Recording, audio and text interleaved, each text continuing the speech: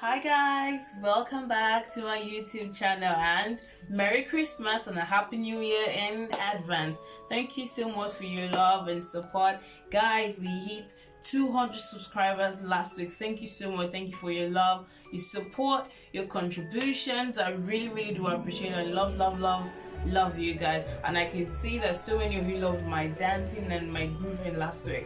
It was so nice to have shared that moment with you guys. Hope you love my new look. Well, I decided to just do something different, plus my hair has to give me a whole lot of trouble, so I hope you enjoy my new look because it's gonna be here for a while. This week we are going to be talking, I'm sure you guys can see the topic or the title of this video. So guys, I realized that we oftentimes are not being told, or it's not oftentimes being talked about, those things that we actually face when we travel to another country, like leaving our home country to somewhere else, wherever to travel. There are some things that we're often not told or is often not talked about, and that's what we're going to be talking about today on this channel. I hope you will enjoy this episode with me. Stay tuned. Things that we're not being told or things that are being talked about when it comes to traveling outside of your own country. Now I'm going to be using Russia as my sample or my study for the country being traveled to, and Nigeria being my home country was where I traveled from. So because I will need to state it because the climate or the atmosphere in Russia is definitely going to be different from those somewhere else. So whatever I'm being told, whatever I'm talking about right now is a result of the experience I have here in Russia. So it might not be universal, it might not be the same for everyone, but this is my own experience and I hope you can get one or two things from it. So one of the first points that I think we need to debunk, most probably as Nigerians, when it comes to traveling, is the fact that we feel like as if, okay, immediately we leave the country and travel somewhere else, well, there is some sort of tree that is growing money somewhere. Like immediately you get to the airport, then there's that tree there that I could just go and drop money and blah blah blah. We have this feeling that immediately we travel, like things are just gonna be fine, like it's just gonna go smooth and we're gonna get money and do this and do that and do that. It's actually very much possible that when you travel abroad, it is very much possible for you to get money and be well to do, but then that actually has to come alongside with proper preparation and planning, because when we don't have proper preparation, it's just like everything will just begin to go ways that we do not expect. So it's important that we actually properly plan our schedules and even have enough things in our in our account so as to not get stranded when we get to where we are traveling to. So it is important that we leave a space for probabilities. What if it doesn't work out the way I want to, or how exactly am I supposed to manage myself, how exactly is this thing supposed to work out, and also give ourselves thresholds or give ourselves durations that, okay, I know that when I get there, things like this, I'm not going to just fall into place the way I want them to or the way I expect them to. Message to those that are back at home, like family members, relatives of those that are actually abroad. Those that are abroad, they don't actually get everything on the platter of God. They literally have to work their ass off to get those things. And even while they're working their asses off to get these things, they actually also have to pay so many things that even the result of this money that they're earning is almost not seen. So we need to actually put ourselves in their shoes and also try to understand that it's not just easy and rosy when our relatives travel abroad. So that would be the first point, which also leads me to my next point, being that we feel like as if the moment that we travel, all of our problems are just gonna be solved, or all of our problems are just gonna disappear like that. Which also brings me back to the same point that I made in my previous point, the fact that if we do not properly prepare or if we do not properly plan how our stay abroad is going to be, it's just almost going to be the same thing like it was back for us in our home country, because our problems are still just going to remain there unless we actively work towards solving these problems effectively. These problems will not go away. really. And we also have this thing of we must have already planned must already plan, okay, you know what, when I travel abroad, I'm gonna, start working, I'm gonna do this, I'm gonna do that. Now, looking at talking from my own perspective, as the fact that I came to Russia, I also had to learn the language first, because, well, this is not like every other part of the abroad, guys.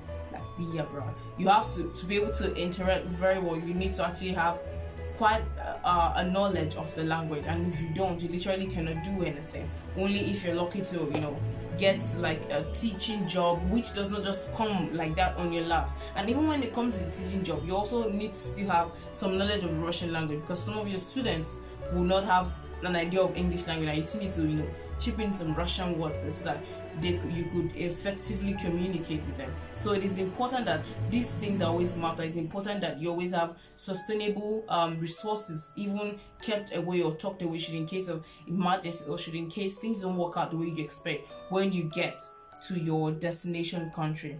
As Africans, we know we have this ideology, or maybe, I don't know, maybe for other Africans, but as Nigerians, we often have this notion, or we often have this belief, maybe for the older generation, maybe that there is really nothing like psychological effect and blah blah blah and blah blah blah. Those are just medical terms and stuff. But then I would actually like to prove to you that these things actually happen when it comes to the psychological effect that being away from your family can cause to you. It's real, guys. So you should get yourself prepared, especially for those of us that are quite outgoing. We like to make friends, we like to talk, we like to meet people. Changing the environment could have quite an adverse effect on you, especially if you don't have people in your destination country whom you already know. So we should actually get prepared for this adverse change inside or this adverse change in our environment, and the fact that our families or those that we already know are not going to be where we are going to, and that this thing could actually cause so many psychological effects for us. For me, as an example, my first year was terrible, guys. Terrible, like I mean terrible, because I was there alone. I didn't have relatives. I was still in the process of making friends. My roommates were Russian. They didn't speak nada. They didn't speak any English. So basically, the only thing we say to ourselves every day was hi, hello, and that was all. Till the next day, hello, hi, and on like Nigerian universities where it's literally not always quiet. Like you will hear people shouting here, talking there, just in their music here. Like it's always, for it to be very quiet, it has to be at midnight. But getting here during the day, you could literally hear a pin drop. Like that was how quiet it was. That was how for me, that quietness was so deafening. Like it was so different. It was a rapid change for me. And in that period, well, I would say, if not of God, my dears, I almost like this small. I almost ran into depression, because it was a whole lot for me. I couldn't make friends. I couldn't talk. For someone who likes talking like me, it was so difficult for me. But I was lucky enough to meet some people, make some friends. I found the church. Well, guys, we have Christ Apostolic Church here, so you can imagine. So it was more like I had like a part of Nigeria that was cut out and brought here to Russia, which was my saving grace then. So we should always we should have it at the back of our mind that it might and it might not. But then it's important that we have at the back of our mind that these things might actually affect us when we leave home. And now this brings me to my last and my final point, being the fact that, okay, I'm a Christian, and being a Christian, if when you're at home, you do not know what you stand for, you don't know what exactly you are doing as a Christian, or you don't know what your stands are being a Christian, the moment you leave your home country to wherever you're going to, trust me, you might not have reasons to actually want to hold on to God anymore. So it is important that you know what exactly that you believe in, your reasons for believing in them, and knowing your stance in God before actually traveling, because right here you have everything that, okay, maybe in Africa you always pray about, oh God, I want you to make my life better, I want to have money, I want to be rich, I want to know electricity and blah blah blah, I want to be successful and stuff. But then on this other part of the world, some of the resources to actually become these things are already provided, so you actually do not have any reason to actually want to pray and ask for these things, which means your reason for actually praying to God is now away. So what exactly would be your threshold or your stance or your reason for wanting to be with this God or wanting to, stand with this God in the first place? So if you do not know your threshold, if you don't know your major reason, if you don't know your motive, or you don't have like a concrete reason of believing in God, when you come here, it's gonna be another different story. So my point is that you should know your stance in God before you actually travel, because there's so many people who have left that part because friends, the availability of money, job, and whatsoever that they want, comfortability, there is no reason for them to pray to God anymore. So it's important that we know our stance. So guys, I hope you enjoyed this video. Please, if you're new to this channel, do not forget to subscribe, like, comment, and share. If anyone that this video might actually be of help to, please do not forget to share to them. I really love you guys. Thank you so much for being with me. Thank you so much for staying tuned. Merry Christmas and Happy New Year.